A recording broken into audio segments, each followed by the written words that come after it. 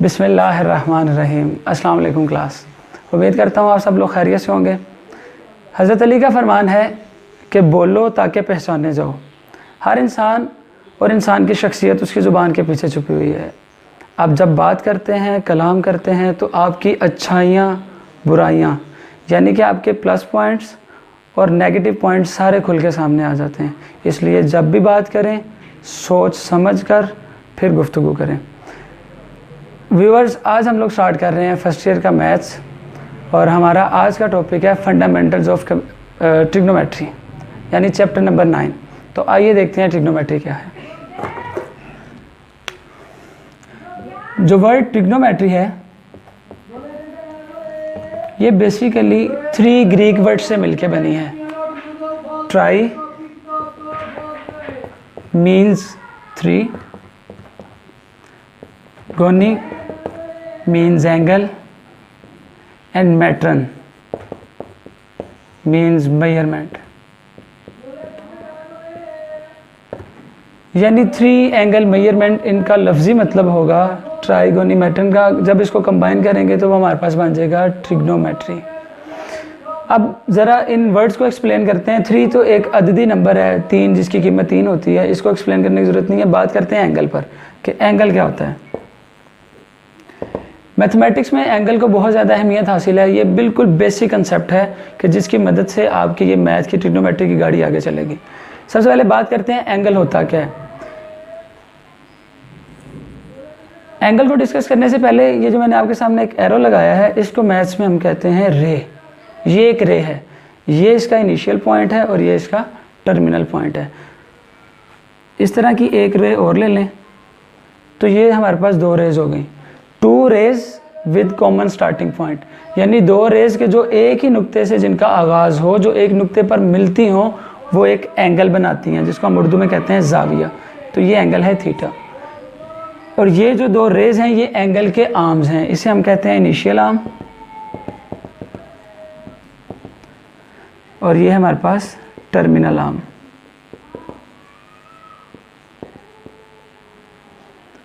और इन दोनों के दरमियान जो हमारे पास इनको मिलाने से बनेगा वो एक हमारे पास एंगल है थीटा, जिसको मैंने थीटा से रिप्रेजेंट किया। अब यहाँ पर एक बात बड़ी अहम है जो कि आपने याद रखनी है। बाय कन्वेंशन एंटी क्लॉकवाइज जो रोटेशन में हम एंगल लेंगे वो पॉजिटिव होगा और जो क्लॉकवाइज डायरेक्शन में एंगल होता है वो हमारे पास नेगेटिव एंगल होगा। अगर आपकी डायरेक्शन एंटी क्लॉकवाइज है तो ये पॉजिटिव होगा और अगर आप क्लॉकवाइज आ रहे हैं तो ये क्या होगा, नेगेटिव। ये कन्वेंशन है, इसके पीछे कोई कंसेप्ट नहीं है। तो ये तो बात हो गई एंगल पर। एंगल क्लॉकवाइज आप लेंगे नेगेटिव, एंटी क्लॉकवाइज लेंगे positive. 2 rays with common starting point determines an angle. अब बात करते हैं मेजरमेंट पर। जब भी किसी भी चीज़ को मेजर करना होता है तो उसके लिए सबसे अहम और ज़रूरी चीज़ जो होती है वो होता है उसका यूनिट। आप किसी भी मेजरमेंट को यूनिट के बगैर मुकम्मल नहीं कर सकते हैं।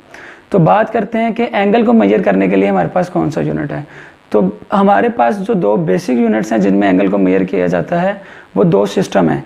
एक है सेक्साडेसिमल सिस्टम और दूसरा है सर्कुलर सिस्टम। पहले देखते हैं सेक्साडेसिमल सिस्टम क्या है, जिसको हम DMS भी कहते हैं, डिग्री मिनट एंड सेकंड वाला सिस्टम। इसको 2 तरह से डिफाइन किया जा सकता है। एक तो जैसा कि आपकी फर्स्ट ईयर की किताब में लिखा हुआ है वो इस तरह से है कि अगर आपके पास एक रे हो, ये आपके पास एक रे है, आप इसके टर्मिनल पॉइंट से इसको रोटेट करना शुरू करें एंटी क्लॉकवाइज। यहाँ पे ये है, ये समझ लें रे है, इसको आप एंटी क्लॉकवाइज रोटेट करते हैं और इतना रोटेट करते हैं कि दोबारा ये अपनी पोजीशन में वापस आ जाए जिस पोजीशन में पहले है। यानी कि उसका इनिशियल पॉइंट इनिशियल के ऊपर आए, टर्मिनल टर्मिनल के ऊपर आ जाए। तो इसका मतलब है कि एक कंप्लीट रोटेशन हो गई है। तो ये जो एंगल बनेगा इस पूरे दौरानिए के अंदर उसको हम कहते हैं 360 डिग्रीज हैं ये। यानी कंप्लीट रोटेशन में एंगल कितना होगा, 360 डिग्रीज। और अगर ये अब एंगल है हमारे पास 360 डिग्रीज, 1/2 रोटेशन लेंगे तो वो बन जाएगा 180। 1/4 रोटेशन लेंगे तो 90 डिग्री बन जाएगा। लेकिन इससे ज़्यादा अच्छी और बेहतर डेफिनेशन इस तरह से की जाती है 1 डिग्री की कि अगर आपके पास एक सर्कल हो, ये सर्कल का सेंटर है, ये उसका रेडियस है, ये एक फिर रेडियस लिया, आप सर्कल को इस तरह से उसके रेडियस लें कि पूरे सर्कल को 360 इक्वल पार्ट्स में आप डिवाइड कर दें, यानी 360 उसके सेक्टर्स बना लें, तो जो एक सेक्टर में एंगल बनेगा वो 1 डिग्री होगा। एक सेक्टर का एंगल कितना बन जाएगा? 1 डिग्री। तो पूरे सर्कल में हमारे पास जो डिग्रीज होते हैं वो 360 डिग्रीज होते हैं एक कंप्लीट रोटेशन के लिए। और आगे डिग्री के सब यूनिट्स हैं जिन्हें मिनट और सेकंड कहा जाता है। 1 डिग्री में 60 मिनट और 1 मिनट में 60 सेकंड। सेकंड के लिए 2 लाइनें लगाएंगे और मिनट के लिए 1। और इसी तरह से यहाँ से अगर मैं एक बात और पूछूं आप लोगों से कि 1 डिग्री में सेकंड कितने होंगे, तो वो इस तरह से है क्योंकि 1 डिग्री में थे 60 मिनट और 1 मिनट में होते हैं 60 सेकंड, यानी कि हर 60 मिनट में 60 सेकंड जब हम लोग कैलकुलेट करेंगे 60 को 60 से मल्टीप्लाई कर देंगे तो ये हमारे पास आ जाएगा 3600 सेकंड्स। तो ये MCQs के लिए बातें आपने याद रखनी है। तो ये था हमारे पास एक सिस्टम एंगल को मेजर करने के लिए जिसको हम कहते हैं सेक्साडेसिमल सिस्टम या DMS। डिग्री इसका बेसिक यूनिट है और M और S इसके यानी मिनट और सेकंड इसके 2 सब यूनिट्स हैं, छोटे यूनिट्स हैं। इसके अलावा जो दूसरा और इम्पोर्टेंट हमारे पास यूनिट है वो है सर्कुलर सिस्टम। सर्कुलर सिस्टम जिसका यूनिट है रेडियन। ये बहुत इंपॉर्टेंट यूनिट है हमारी ट्रिग्नोमेट्री की। आमतौर पर ज़्यादातर कैलकुलेशन इसी में की जाती हैं। कुछ फार्मूलाज भी ऐसे हैं वो उसी वक्त यूज़फुल होंगे जब आपका एंगल किस में होगा? रेडियन में। तो इसलिए आप रेडियन को समझते हैं कि रेडियन क्या है। Let us we have a circle, ये उसका सेंटर है, ये आपने उसका ले लिया रेडियस r, और ये भी आपने एक सेक्टर बनाना है तो एक रेडियस यहाँ पे ले लें। अब रेडियन की डेफिनेशन इस तरह से है कि आपके पास एक सर्कल में ऐसा सेक्टर हो कि जितनी आपके पास रेडियस की मेजरमेंट है उतनी ही आर्क लेंथ हो। इसको कहते हैं आर्क लेंथ। सर्कल के सर्कमफेरेंस का जो हिस्सा होगा, कोई पार्ट होगा, वो आर्क लेंथ कहलाता है, जैसे कि यहाँ से यहाँ तक है। अगर आर्क लेंथ की जो लेंथ है, जो मेजरमेंट है, वो भी रेडियस के इक्वल हो जाए तो उस सेक्टर में जो एंगल बनेगा इट विल बी 1 रेडियन। ये 1 रेडियन होता है। एक सर्कल के ऐसा सेक्टर के जिसमें आर्क लेंथ की और रेडियस की मेजरमेंट्स इक्वल हो जाएं, वो हमारे पास क्या होगा? 1 रेडियन होगा। पूरे सर्कल में होते हैं हमारे पास 2 पाई रेडियंस। और इस बात को हम प्रूव करेंगे जब हम नेक्स्ट अपना एक थ्योरम प्रूव करेंगे L = r थीटा, तो उसमें हम इस पर बात कर लेंगे।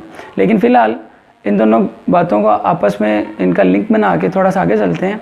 देखें, कंप्लीट सर्कल में डिग्रीज में रोटेशन लें तो 360 डिग्रीज, रेडियन में लें तो 2 पाई रेडियंस। तो ये दोनों इक्वल हो जाएंगे क्योंकि ये भी एक कंप्लीट रोटेशन है, ये भी एक कंप्लीट रोटेशन है। अब ज़रा यहाँ से यूनिट की वैल्यू बना लेते हैं।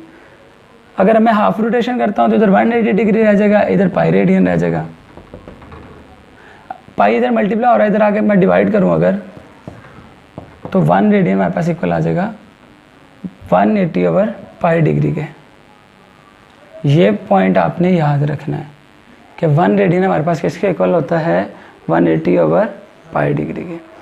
और इसी तरह अगर इसी रिजल्ट को मैं दोबारा इस तरह से यूटिलाइज करूं कि डिग्री में एक यूनिट की वैल्यू बनाना चाहूं तो 180 को उधर जाके डिवाइड करेंगे तो इट विल बिकम्स π/180 रेडियंस।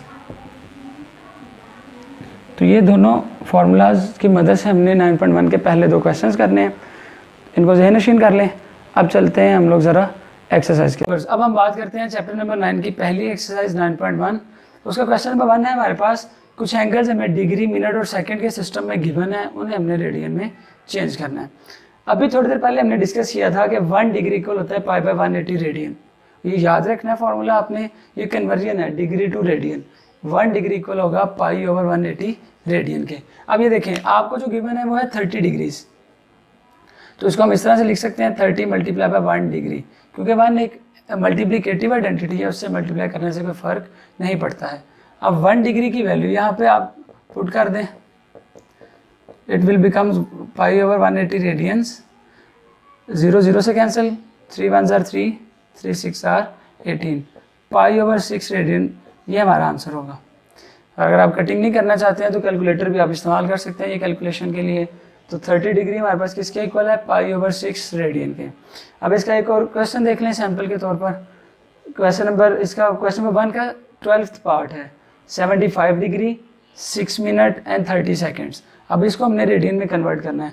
तो बच्चों देखें, सबसे पहले इसमें बात जो है वो ये है कि डिग्री भी है, मिनट भी है और सेकंड भी है। सबसे पहले इसको हम एक यूनिट में लेके आएंगे जो कि डिग्री है, जो कि इनका बेसिक यूनिट है, और उसके बाद हम इसको कन्वर्ट करेंगे रेडियंस में। तो उसके लिए हम ये करेंगे 75 डिग्री प्लस। अच्छा, मैं एक बात बताता चलूँ आपको, ये याद रखिएगा कि जब भी दो यूनिट्स को हम आपस में कन्वर्ट करते हैं, अगर बड़े यूनिट को छोटे यूनिट में कन्वर्ट करें तो मल्टीप्लाई किया जाता है, और छोटे यूनिट से बड़े यूनिट में अगर हम मूव करते हैं तो हमें डिवाइड करना पड़ता है। मिसाल के तौर पर 1 रुपये में 100 पैसे होते हैं। अब रुपया बड़ा यूनिट है और पैसे जो है वो छोटा यूनिट है। अब मैं अगर आपको कहता हूँ कि 5 रुपये को कन्वर्ट करें पैसे के अंदर, तो अब बड़े यूनिट से आप छोटे यूनिट में जाना चाह रहे हैं तो आपको मल्टीप्लाई करना पड़ेगा, क्योंकि 1 रुपये में 100 पैसे होते हैं तो 5 रुपये में 500 हो जाएंगे, क्योंकि 5 का मल्टीप्लाई करेंगे 100 से तो 500 आपका आंसर आ जाएगा। लेकिन इसके बरक्स अगर आप वापस आना चाहें, पैसे हैं आपके पास, आप उनको रुपए में कन्वर्ट करना चाहते हैं, तब आपको क्या करना पड़ेगा, डिवाइड में। अगर मिसाल के तौर पर मैं आपसे कहता हूँ आपके पास 1000 पैसे हैं, तो रुपए कितने बनेंगे, आप 1000 को 100 पे डिवाइड कर दें तो आपके पास 10 रुपये बन जाएंगे। यानी छोटे यूनिट से जब भी बड़े में जाया जाता है तो क्या करते हैं, डिवाइड करते हैं। यहाँ पे भी वही रूल हम अप्लाई करेंगे। 6 मिनट है, इसको डिग्री में लेके जाना चाहते हैं आप, तो 1 डिग्री में हमारे पास 60 मिनट होते हैं, तो इसलिए हम 60 से डिवाइड करेंगे। छोटे यूनिट से बड़े यूनिट में जा रहे हैं इसलिए डिवाइड करेंगे। सिमिलरली 30 सेकेंड है, इसको अगर मैं पहले लेके जाऊँ मिनट में तो 60 से डिवाइड करूंगा, फिर मिनट को डिग्री में लेके जाऊंगा, फिर 60 से डिवाइड करूंगा।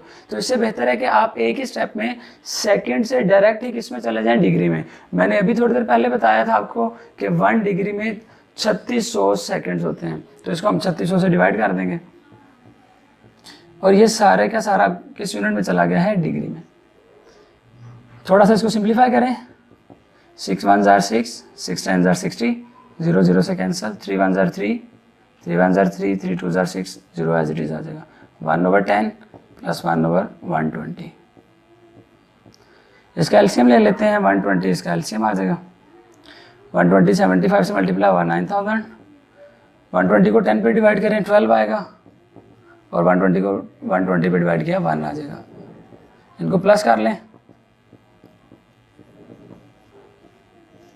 अब ये डिग्री में चला गया।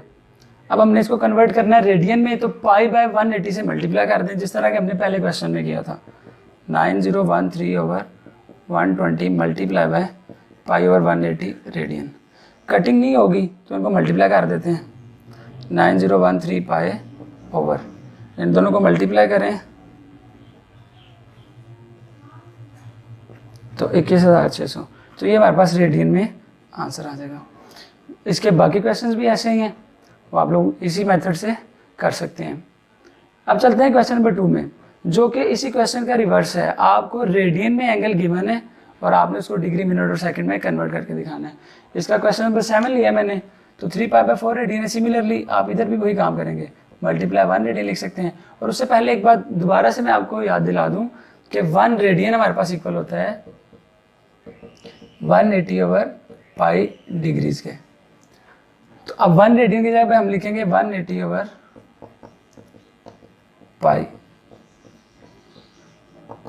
पाई से कैंसिल, 180 को 4 पे डिवाइड करें 45 आ जाएगा, इन दोनों को मल्टीप्लाई करें तो 135 डिग्री हमारे पास आंसर आ जाएगा।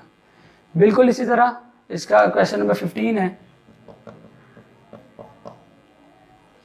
इसको भी 180/π से मल्टीप्लाई कर दें। पाई से कैंसिल, 180 को 19 से मल्टीप्लाई करने के बाद 32 पे जब आप डिवाइड करेंगे तो हमारे पास आंसर आएगा 106 डिग्री 52 मिनट एंड 30 सेकेंड्स। ये कैलकुलेटर का काम है, कैलकुलेटर पे डायरेक्ट वैल्यूज दें इनपुट की सूरत में तो आपको आउटपुट यही आंसर दे देगा। आज के अब हम मूव करते हैं आज के आखिरी क्वेश्चन की तरफ। क्वेश्चन नंबर 3 इजी है बट थोड़ा सा कॉन्सेप्चुअल है, इसको समझ लें।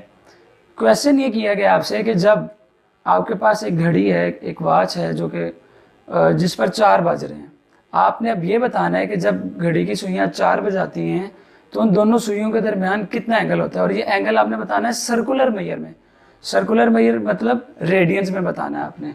तो ये देखिए मैं फिगर बना देता हूँ आपके सामने।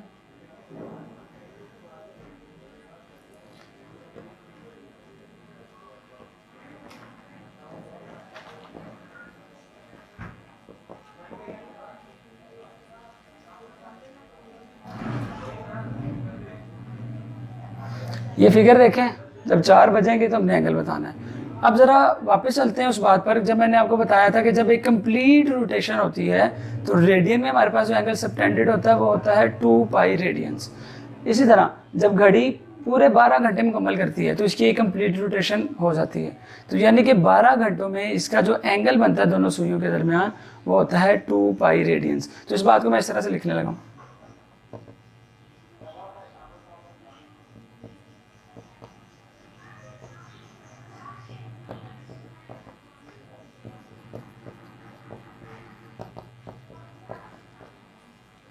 यानी जब एक कंप्लीट रोटेशन होगी आपके पास तब जो एंगल होगा वो होगा 2 पाई रेडियन। इस क्वेश्चन को आगे प्रोसीड करने से पहले एक छोटी सी एग्जांपल मैं आपको बताऊं कि अगर आपसे ये कहा जाता है कि 10 जो पेंसिल्स हैं वो है 50 रुपए की, तो एक कितने की होगी, तो आप फ़ौरन से कह देते हैं 5 रुपए की। बेसिकली आपने किया क्या है कि आपने 50 को 10 पे क्या किया है, डिवाइड। यानी कि जब आपके पास ज़्यादा चीज़ों की वैल्यू हो, यूनिट की वैल्यू फाइंड करनी हो तो आप क्या करते हैं, डिवाइड करते हैं। तो सिमिलरली आपको इधर भी यही करना है। 12 घंटों का एंगल है 2 पाई रेडियन, तो 1 घंटे का एंगल कितना होगा, सेम स्टेटमेंट लिखेंगे।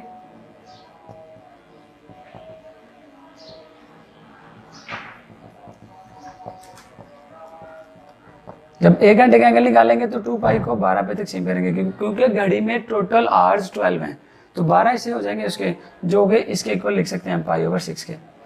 अब अगर आपको एक चीज़ की वैल्यू मालूम हो और ज़्यादा की मालूम करनी हो तो सिंपली आप क्या कर देते हैं, मल्टीप्लाई। अब आपने एंगल बताना है जब 4 बजेंगे, यानी जब 4 बजेंगे तो टोटल फासला कितना तय किया होगा, 4 घंटों के बाद 4 बजेंगे, तो आप उसको 4 से मल्टीप्लाई कर देंगे।